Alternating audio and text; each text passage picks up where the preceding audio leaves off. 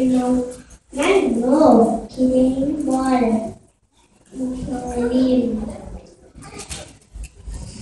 pediu pro pai dinheiro para ele ter muitas coisas.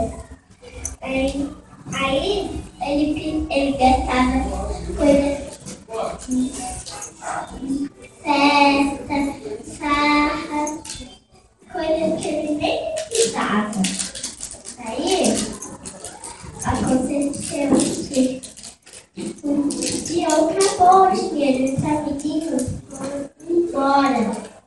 Aí ele ficou sozinho, com fome e sem nenhum dinheiro. Aí ele foi saber que eu emprego. Depois ele só sabia cuidar de animais. Aí um dia ele foi, lembrou que o pai empregado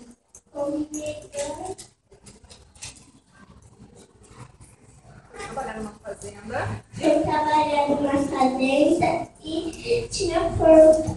Aí tinha tanta fome que dava vontade de comer as olas dos porcos.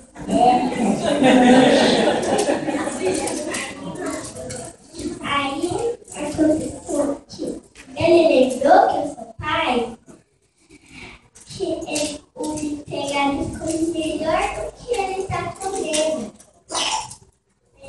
Ele pensou, será que ele pode eu voltar ele na minha casa? Aí ele pensando, se ele não aceitar de novo como eu filho, pelo menos ele pode deixar um emprego para mim de fazenda. Aí ele voltou para casa. Só que ele não sabia que o mundo esperava da sua mãe.